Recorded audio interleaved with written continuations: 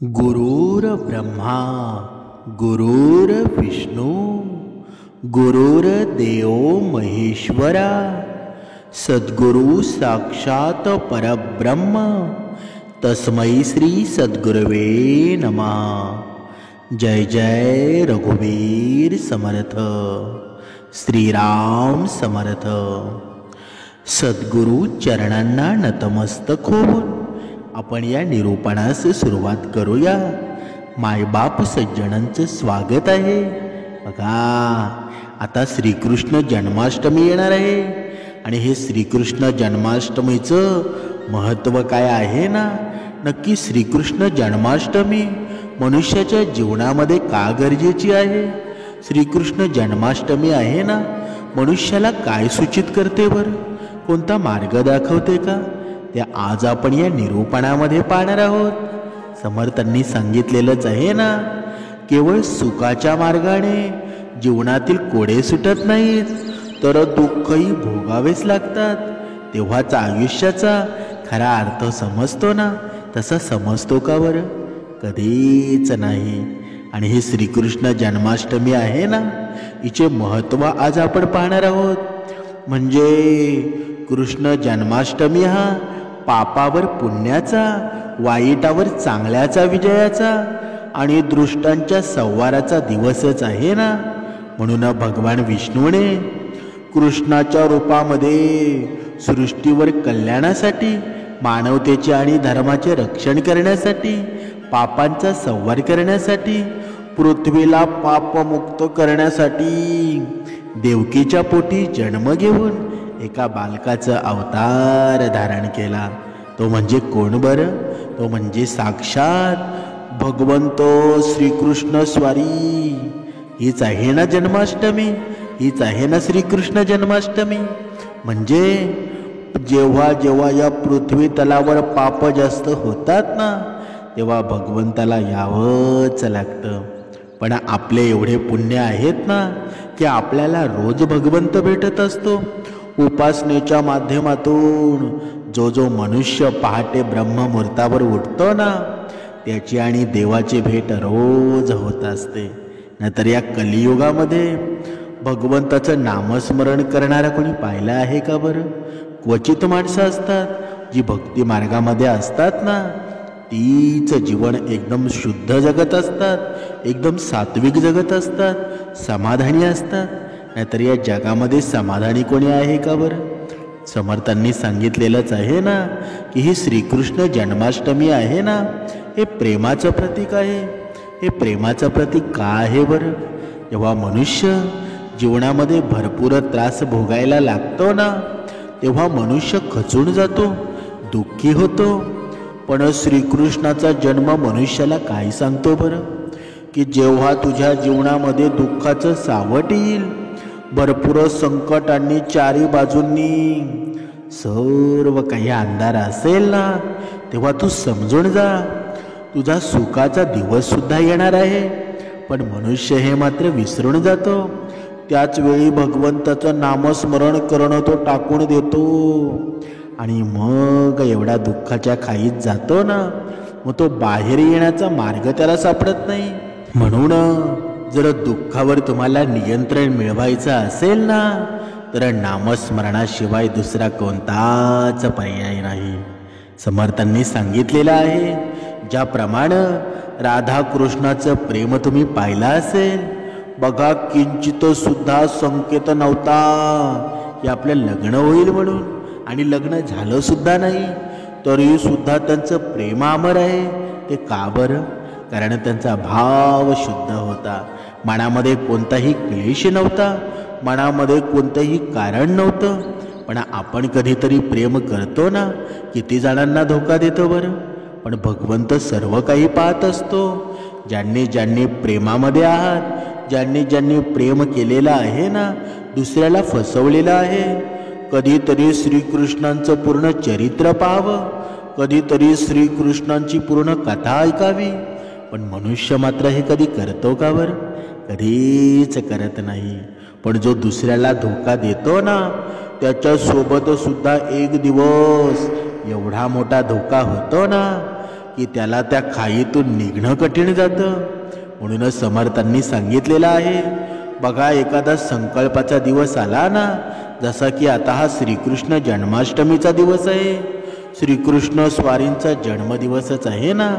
बघा ही जन्माष्टमी आहे ना, मनुष्याला काय शिकवते बरं, की जर संकल्प करण्याचा दिवस असेल, त्या दिवशी जर संकल्प सुरू केला ना, तर तो निरंतर आपल्या आयुष्यामध्ये असायला हवा. पण आपण फक्त त्याच दिवशी संकल्प करतो आणि दुसऱ्या दिवसापासून विसरून जातो. मग त्या संकल्पाचा काही फायदा आहे का बरं? अजिबात नाही.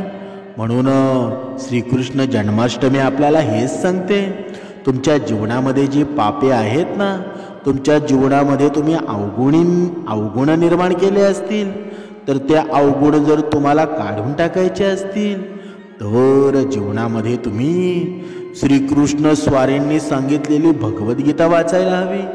ही भगवद्गीता आहे ना, मनुष्याला हे शिकवते ना, की प्राणी मात्रांवर दया करा, धर्माचं रक्षण करा. बघा एका अभंगामध्ये सुंदर वर्णन आलेलं आहे, धर्म करा रे धर्म करा, तेणे देव येई घरा. ज्याने धर्म केला ना, त्याच्या घरामध्ये देव आल्याशिवाय राहणार नाही. ज्या पद्धतीनं आपण महाभारतामध्ये पाहिलं असेल, ज्या पद्धतीनं अर्जुनासमोर त्याचे नातेवाईक युद्धाला तयार होते आणि इकडे अर्जुन प्रश्नामध्ये पडलेला होता की माझ्या मी नातेवाईकांसमोर कसा युद्ध करू बरं. पण श्रीकृष्ण स्वारींनी त्याला समजवलं ना, की तुझ्या पुढे आहे ना, तुझं तू कर्तव्य पार करायला हवं, पुढे काय होईल ते मी बघून घेईल. म्हणजे हा जगाचा दाता जर आपल्या सोबत असेल ना, मग आपल्याला काही टेन्शन आहे का बरं? अजिबात नाही. बघा श्रीकृष्ण स्वारींचा जन्म आहे ना, हा कसा झाला ते आता आपण पाहूया. बघा त्यावेळी आहे ना, पृथ्वीवर राक्षसांचा अत्याचार खूपच वाढलेला होता. तेव्हा पृथ्वी मातेनं गायीचं रूप धारण केलं आणि ती ब्रह्मा विष्णू या दोघांकडे गेली आणि ब्रह्मा विष्णूला पृथ्वीवर राक्षसांकडून होत असलेला अन्याय, त्या अत्याचारांविषयी सांगितलं. तेव्हा ब्रह्मा हे विष्णूंना म्हणतात ना, हे प्रभू, पृथ्वीचं रक्षण करण्यासाठी आपला 8वा अवतार धारण करण्याची आता वेळ आलेली आहे. तेव्हा विष्णू बोलतात, ठीक आहे ब्रह्मदेव, पृथ्वीचा उद्धार करण्यासाठी, राक्षसांपासून तिचं रक्षण करण्यासाठी मी मानव रूपामध्ये जन्म घेईल. आणि भोजवंशी राजा उग्रसेन हे मथुरेचे राजाच होते ना, त्यांच्या मुलाचं नाव कंस असं होतं. आणि हा कंस जनतेवर खूप अन्याय अत्याचार करायचा. त्याच्या या उग्र स्वभावामुळं त्यानं त्याचे वडील उग्रसेन यांना सुद्धा बघा बंदी बनवून कारागृहामध्ये डांबून ठेवलं होतं. आणि या कारागृहामध्ये जाताना महाराज उग्रसेन कंसाला म्हणतात, तू एके दिवशी तुझ्या पापाचा घडा नक्कीच भरेल. तू माझा मुलगा आहे ना, याची मला खूप खंत वाटते. बघा कधी कधी आपल्या आयुष्यामध्ये सुद्धा आपण अशी कर्म करतो की आपले वडील आपल्याला म्हणतात की माझा मुलगा तुला म्हणायला सुद्धा मला लाज वाटते. म्हणून असे कर्म कधी करू नका की आपल्या बापाचा शाप आपल्याला लागेल. आणि आजवरचा इतिहास काय सांगतो ना, की आई बापाने दिलेला शाप आहे ना, तो कधीच वाया जात नाही. या कलियुगामध्ये आहे ना, अहो नव्हे तर भक्ती मार्गामध्ये असून सुद्धा हा मनुष्य, हा मुलगा आहे ना, आई बापांना चांगली वागणूक देत नाही, आई बापांच्या जीवनामध्ये दुःख निर्माण करतो. पण प्रत्येकानं गोष्ट लक्षात ठेवा, जर तुमची बायको तुम्हाला महत्त्वाची असेल ना, तुमची मुलं तुम्हाला महत्त्वाची असतील, तसं तुमची आई वडील सुद्धा तुम्हाला महत्त्वाचे असायला पाहिजे. कारण ते तुमचं आद्य कर्तव्य आहे की त्यांना खुशीमध्ये ठेवणं. तुम्ही आता काहीही कारण सांगाल की माझ्या आई वडील आता खूप म्हातारे झालेले आहेत, नुसता त्यांना दवाखाना लागतो, पण अशा गोष्टी सांगून कधीच जमणार नाही. ते आपले माता पिता आहेत, भगवंत आहेत. त्यांच्या जीवनात जर तुम्ही अंधार निर्माण केला ना, आई बापाचा बघा, आई बाप गरीब असू द्या का श्रीमंत असू द्या, पण त्यांनी जर मुलाला शाप दिला ना तर तो खरा झाल्याशिवाय कधीच राहत नाही. तो खराच होणार, कारण आई बापाचा शाप आहे ना तो स्वतः भगवंताकडून आलेला असतो. म्हणून बघा त्याप्रमाणे तो कंसाला आहे ना बघा, एके दिवशी तो त्याचा बाप म्हणाला की एके दिवशी तुझ्या पापाचा घडा नक्की भरेल. सैनिक त्यांना बंदी बनवून त्या कारागृहामध्ये घेऊन जातात आणि मग कंस मथुरेवर राज्य करू लागतो. तेव्हा कंसाची लहान बहीण, बघा ही कथा सांगण्याचं कारण काय आहे बरं? त्याचं कारण आहे ना की आपल्या जीवनामध्ये घडलेली पाप, ही पाप आहेत ना जास्त झाली ना की आपल्याला त्याचा परतावा सुद्धा करावा लागतो. ज्याप्रमाणे कंसाची अवस्था झाली ना त्याप्रमाणे आपली सुद्धा होणार आहे. तुम्ही कितीही गडगंजे श्रीमंत असा, पण जेव्हा काळ येतो ना तो कुणालाच सोडत नाही. बघा तेव्हा ही कंसाची लहान बहीण देवकी आहे ना, हिच्या विवाहाची तयारी चालू असते. देवकी ही मथुरेचा राजा उग्रसेन यांचे बंधू देवक यांची छोटी कन्या होती. तेव्हा कंस देवकीकडे जातो आणि म्हणतो, देवकी उद्या तुझं लग्न होणार आहे आणि तू कायमची इथून निघून जाशील. तुझ्या विना हा राजमहाल आहे ना खूप खाली खाली वाटेल. तेव्हा देवकी देखील म्हणते, बंधू मी सुद्धा तुमची खूप आठवण काढेल. मग दुसऱ्या दिवशी देवकीचा विवाह आहे ना वासुदेव नावाच्या त्या यदुवंशी सरदाराबरोबर होतो. मग देवकी आणि वासुदेव या दोघांचा विवाह पार पडल्यानंतर कंस वासुदेवाला म्हणतो की माझं माझ्या बहिणीवर खूप प्रेम आहे, म्हणून देवकीला मी माझ्या रथावरून स्वतःच वडायला येणार आहे. तेव्हा वासुदेव देखील म्हणतो ही माझ्यासाठी खूप सौभाग्याचीच बाब आहे ना. महाराज कंस विवाह संपन्न झाल्यावरती देवकी आणि वासुदेव यांना आपल्या रथामध्ये बसून सोडायला निघतो. देवकीच्या वडिलांनी तिला सोबत भरपूर धन धान्य दागिने पैसा सर्व काही तिच्या सोबत दिलं होतं. बघा गप्पा मारत मारत रथावर जात असतात.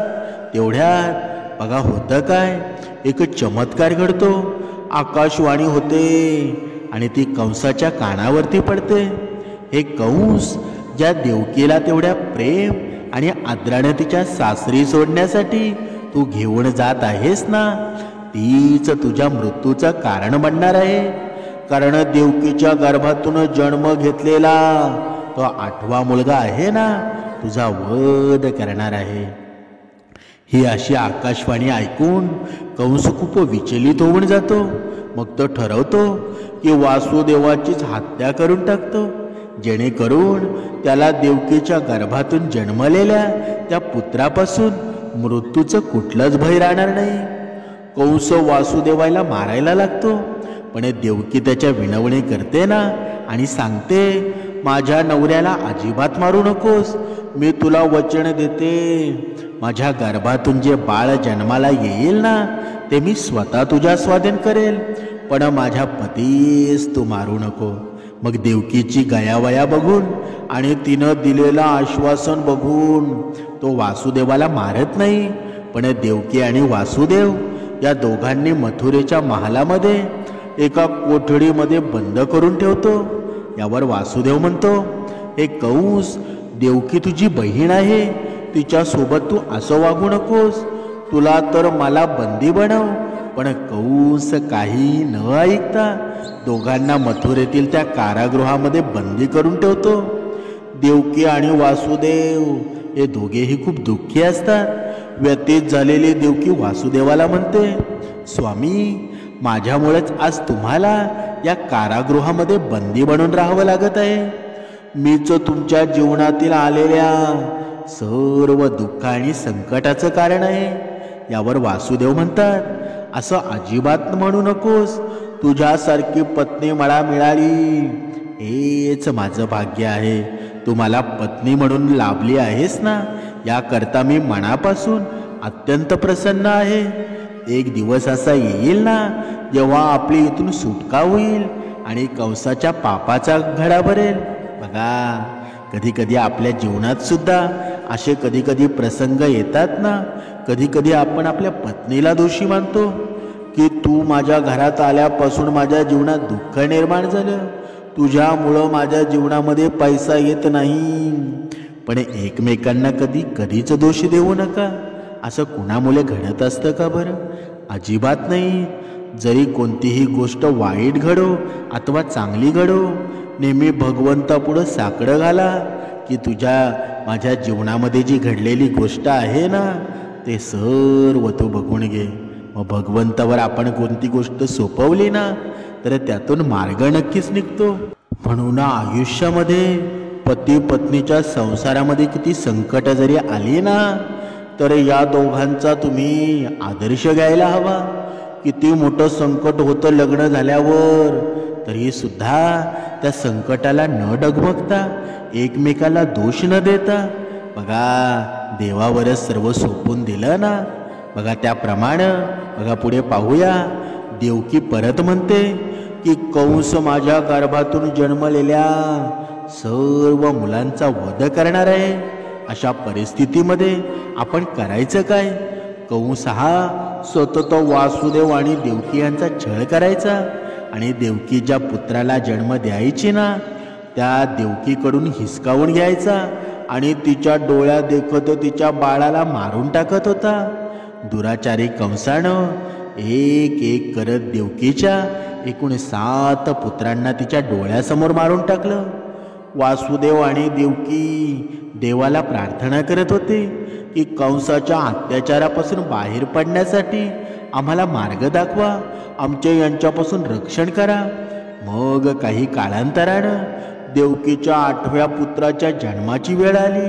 म्हणून कंस कारागृहामध्ये देवकी आणि वासुदेव यांच्यावरती पहारेकऱ्यांना सांगून कडक लक्ष ठेवू लागला. देवकी आणि वासुदेव हे कंसाच्या कारागृहामध्ये कैद आहेत. ही बातमी नंद गावातील वासुदेव यांचे मित्र नंदराच्या देखील कानी पडली. मग देवकीच्या 8व्या पुत्राची जन्माची वेळ आता जवळ आलेली असते आणि दुसरीकडे यशोदा देखील गर्भवती असते. जेव्हा देवकी तिच्या 8व्या पुत्राला जन्म देते, तेव्हा यशोदा देखील एका मुलीला जन्म देते. हे दुसरं काही नसून पृथ्वीवर जन्म घेण्यासाठी श्रीकृष्णांनी रचलेली मायाच असते ना. आणि ही लीला जेव्हा भगवंत लीला रचतो ना, तेव्हा सर्व अंधार पडतो. कितीही तुम्ही ज्ञानी असू द्या, कितीही तुम्हाला ज्ञान असू द्या, कितीही तुम्ही चाणक्य असू द्या, ॲटोमॅटिक सर्व अंधकार होतो. आणि जी भगवंताची माया घडते ना, बघा आपण कधी कधी चमत्कार म्हणतो.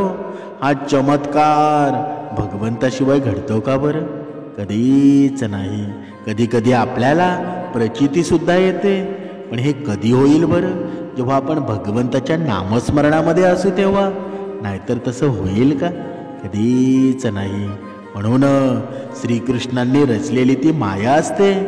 भाद्रपदाच्या कृष्ण पक्षातील त्या अष्टमीला रोहिणी नक्षत्रामध्ये श्रीकृष्णांचा जन्म होत असतो. आणि श्रीकृष्णानं जन्म घेताच देवकी आणि वासुदेव आहेत ना, त्या कैद असलेल्या कारागृहामध्ये एक दिव्य प्रकाश निर्माण होतो. आणि वासुदेव यांच्यासमोर साक्षात भगवान विष्णू अवतरतात आणि वासुदेवांना सांगतात, हे वासुदेव, मी एक बालकाचा जन्म घेऊन देवकीच्या गर्भातून जन्म घेतला आहे. दुष्ट आणि पापी काळाचा संहार करण्यासाठी मी हा जन्म घेतला आहे. म्हणून कुठलाही विलंब न करता तुम्हाला नंदकडे गोकुळामध्ये पोचव आणि नंदाकडे जन्मलेली कन्यासोबत आणून कंसाच्या स्वाधीन कर, असं म्हणतात. विष्णू अंतर्ध्यानामध्ये पावतात आणि मग अचानक वासुदेवाच्या हातातील बेड्या आपोआप सुटतात. कारागृहातील दरवाजे त्यांच्यासाठी उघडे होतात. सर्व पहारेकरी असतात ना, ते निद्रेमध्ये जाऊ लागतात आणि देवकी बेशुद्ध अवस्थेमध्ये पडलेली असते. मग वासुदेव त्या जन्मलेल्या बाळाला एक टोपलीमध्ये ठेवतात आणि डोक्यावरती ती टोपली घेऊन भर पावसामध्ये वादळ असताना निघतात. यमुनेला श्रीकृष्णाच्या चरणाचा स्पर्श करायचा असतो, म्हणून यमुनेचं पाणी वर येऊ लागतं. मग वासुदेव बाळाला कसं घेऊन जायचं ना, याबाबत खूप चिंतित असतात. पण श्रीकृष्णांच्या चरणांचा जेव्हा स्पर्श होतो ना, तो स्पर्श झाल्यानंतर यमुना आपले पाणी खाली आणते. कृष्णाची ही सर्व आगाध लीला आहे ना, वासुदेव आपल्या डोळ्यांनी बघत असतो. मग यमुना पार करून वासुदेव श्रीकृष्णाला घेऊन नंदाकडे गोकुळ येथे पोचतात. आणि गोकुळात जाऊन वासुदेव राजा नंदळाला सांगतात की मी या बाळाला तुझ्याकडे सोपवत आहे. हाच मोठा झाल्यावर अत्याचारी कंसाचा वध करून मथुरा वासियांना त्यांच्या अत्याचारापासून मुक्त करेल.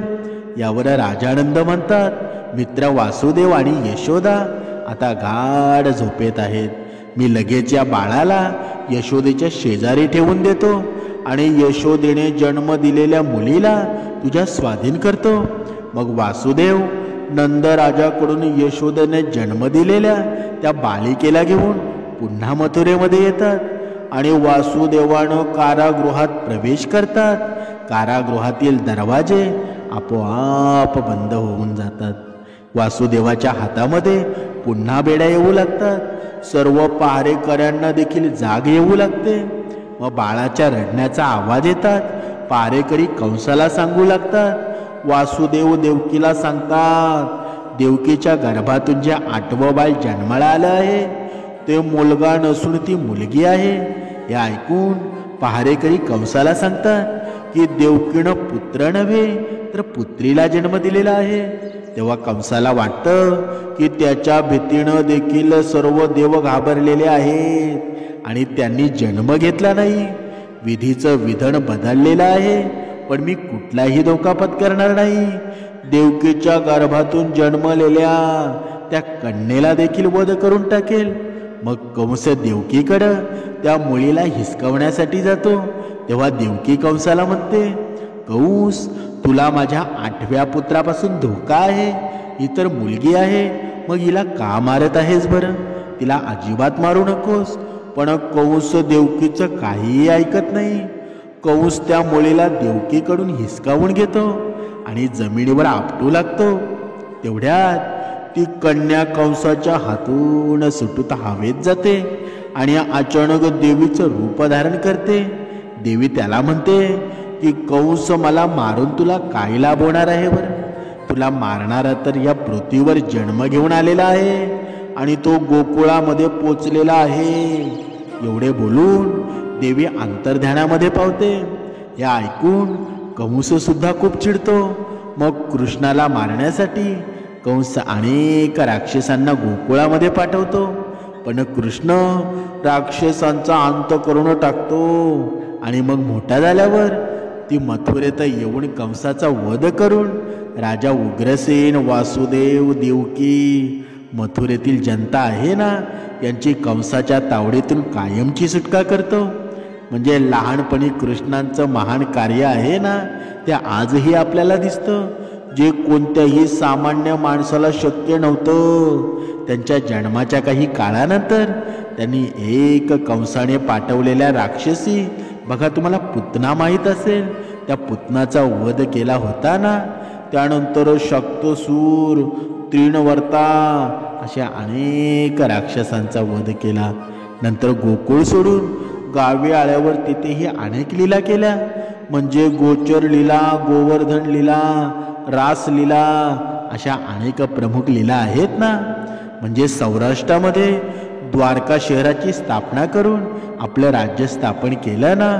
पांडवांना मदत केली, विविध संकटांपासून त्यांचं रक्षण केलं आणि महाभारताच्या युद्धामध्ये त्यांनी अर्जुनाच्या सारथीची भूमिका बजावली. म्हणजे रणांगणावरच त्यांनी उपदेश केला. म्हणजे 124 वर्षाच्या आयुष्यानंतर त्यांनी आपली लीला पूर्ण केली. त्यांचा अवतार संपल्यानंतर लगेच परीक्षितीच्या त्या राज्याचा काळ येतो आणि तेव्हा कलियुगाची सुरुवातच होते ना. म्हणजे राजा परीक्षेच्या त्या काळापासून सुरू झाली असं मानलं जातं ना. जो अभिमन्यू आणि उत्तराचा पुत्र आणि अर्जुनाचा नातू होता. आतापर्यंत जे आता आपण जे निरूपण ऐकलं ना, ती होती श्रीकृष्णाची लीला, श्रीकृष्णाचा अवतार. आणि आज ज्या काळामध्ये आपण जे जीवन जगत आहोत तो काळ आता सुरू झाला. म्हणजे तुम्हाला थोडक्यात सांगायचं झालं ना, त्या परीक्षेच्या राज्याचा काळ जेव्हापासून सुरू झाला ना, त्या दिवसापासून कलियुगाचा प्रारंभ झाला. आणि हा कलियुग आहे ना, आज आपण जे जीवन जगत आहोत ना तेच जीवन आहे. म्हणूनच समर्थांनी सांगितलेलं आहे, श्रीकृष्ण जन्माष्टमी आहे ना, मनुष्याला काय शिकवते बरं? जेव्हा जेव्हा तुमच्या कर्मांचा अवगुणांनी जास्तच परिणाम होईल ना, तुमच्या जीवनामध्ये जास्तीत जास्त अवगुण निर्माण होतील, तेव्हा एक ना एक दिवस तुमच्या जीवनामध्ये भगवंताला सुद्धा यावं लागणार आहे. जर तुम्ही राक्षस झालात ना, तर भगवंत तुमचा संहार करणार आहे. जर तुम्ही पुण्यवान झालात तर तुम्ही स्वर्गामध्ये जाल. पण तुम्ही जरा अवगुणी झालात तर तुमचा नायनाट एक ना एक दिवस होणार आहे.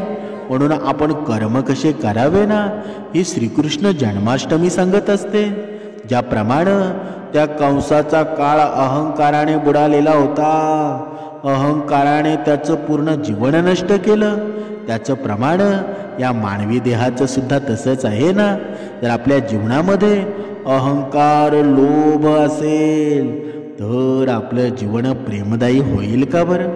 ज्याप्रमाणे श्रीकृष्णानं साऱ्या माणसांवर प्रेम केलं, प्राणीमात्रांवर प्रेम केलं, त्याप्रमाणे जर आपण नामस्मरण या कलियुगात जरी केलं ना, तरी आपल्याला नक्कीच त्याचा फायदा होणार आहे.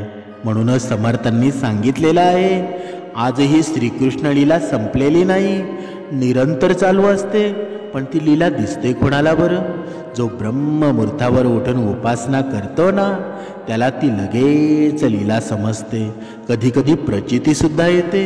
म्हणूनच समर्थांनी सांगितलेलं आहे, जो इतरांना संपवण्याची तयारी करतो ना, तो स्वतःला वाचवण्यात कमी पडतो. आणि जो दुसऱ्याला वाचवण्याचा प्रामाणिक प्रयत्न करतो तो स्वतः कधीच संपत नाही. हीच नियती आहे ना. म्हणून माणसाला दुसऱ्याची वाट लावता लावता स्वतःची वाट केव्हा लागते ना हे कळत सुद्धा नाही. म्हणून दुसऱ्याची वाट लावण्यापेक्षा स्वतः चांगल्या वाटेला लागा. कोणाची वाट लावण्यापेक्षा वाट दाखवण्याचं कार्य करा. माणसाचा दर्जा आहे ना, जात आणि मिळकतीवरून ठरत नसतो, तर तो विचारांवरून ठरत असतो. म्हणून धर्म कोणताही असो, चांगलं माणूस बना. कारण शेवटी हिशोब आहे ना, तो कर्माचाच होत असतो, धर्माचा कधीच होत नाही. पण श्रीकृष्ण स्वारींनी बघा अर्जुनाला धर्माच्या बाजूनं जायला सांगितलं. म्हणजे जेव्हा धर्म बुडण्याची वेळ येते तेव्हा धर्माला बुडू नये हे श्रीकृष्णांनी शिकवलं ना. म्हणजे ज्या पद्धतीची सिच्युएशन असेल, ज्या पद्धतीची आपली वेळ असेल ना, त्या पद्धतीनं मनुष्यानं वागायला हवं. प्रत्येक वेळी आपण माघार घेऊन चालेल का बरं? हा कलियुग आहे. या कलियुगामध्ये आपल्याला नामस्मरण तर नक्कीच करायचं आहे, आपल्याला ब्रह्ममुहूर्तावर उपासना नक्कीच करायची आहे. पण आपण एवढं साधं राहून सुद्धा जमणार नाही. ज्याप्रमाणे जर साधं राहिलो ना, तर लोक आपला फायदा सुद्धा घेऊ शकतात. म्हणून समर्थांनी सांगितलेले पूर्ण नियम आहेत ना, आपण ते पाळायलाच हवे. आता दुसरी गोष्ट राहिली की श्रीकृष्ण जन्माष्टमीच्या दिवशी आपण निरंकार उपवास करायचा आहे. आणि हा उपवास आहे ना बघा, तुमच्या जीवनामध्ये ऊर्जा निर्माण करणार आहे. त्या दिवशी बघा, तुम्ही जर बटाट्याचं फराळ खाल्लं तर फक्त बटाट्याचंच फराळ खा. म्हणजे काहीतरी एकच खाद्य तुम्ही ठेवा, काहीतरी एकच उपवासाचा पदार्थ तुम्ही वापरा, दुसरा वापरू नका. कारण भगवंताला आहे ना बघा, तुम्ही नुसतं खात राहिलात, उपवास खाण्यासाठी असतो का बरं? नाही ना. निदान उपवासाला आहे ना 1 ते 2 वेळा खावं, जास्तीत जास्त एकच वेळा खावं, ते पण थोडं खावं. पण आपण जर जास्त खात असू तर भगवंतापर्यंत उपवास पोचत नाही. म्हणून उपवास म्हणजे आपले मनोमन आपल्या शरीरावर केलेला कंट्रोल असतो. तासन तास या जीवनामध्ये या मनामध्ये नामस्मरण केलेला तो दिवस असतो. हे भगवंत आहे ना, हेच सर्व पाहत असतो. त्या मानानं आपण कर्मसुद्धा व्यवस्थित करायला हवी. जो कर्माने उपवास करतो ना, त्याचा उपवाससुद्धा फळदायी होतो. म्हणून समर्थांनी सांगितलंच आहे ना, प्रभाते मणी राम चिंतित जावा, पुढे वैखरी राम आधी वदावा, सदाचार हा थोर सांडून येतो, जणी तोचितो मानवी धन्य होतो. म्हणजे पहाटे उठल्या उठल्या प्रभू श्री रामचंद्रांचं नामस्मरण प्रत्येकानं करावं. सर्व विश्वाची निर्मिती ज्या ईश्वराने केलेली आहे ना, जो निर्गुण निराकार आहे, प्रभू परमेश्वर आहे ना, तो आपल्या अंतरंगामध्ये नांदत आहे, तो आपल्या आतमध्ये आहे. म्हणून तर आपण ही सुंदर अशी पहाट पाहतो ना, म्हणून तर त्याचं नामस्मरण करून घ्यावं. जी वैखरी आपल्याला मिळालेली आहे ना, ती ते ईश्वरानं दिलेली आहे, ज्यामुळं आपला संसार आणि प्रपंच अगदी उत्तमाचा चालत आहे. आपली एखादी वस्तू जर आपल्याला दुसऱ्याला दिली आणि त्यानं ती नीट वापरली नाही ना, तर आपल्याला ते योग्य वाटेल का बरं? त्याचप्रमाणे ही वैखरी सुद्धा ईश्वरानं आणलेली आहे, ही ईश्वरानं आपल्याला दिलेली आहे. त्या वैखरीतून जर आपण वाईट विचित्र वाणी किंवा शिव्या देत राहिलो तर ते ईश्वराला योग्य वाटेल का बरं? म्हणून आज ही वेळ गेलेली नाही. आजच्या दिवशी संकल्प करा. आणि श्रीकृष्ण जन्माष्टमीचा हा संकल्प आहे ना, तुमच्या जीवनामध्ये ऊर्जावान निर्माण होणार आहे. भगवंताला नामस्मरणामध्ये ठेवा. तुमच्या जीवनामध्ये कधीच काही कमी पडणार नाही. जय जय रघुवीर समर्थ.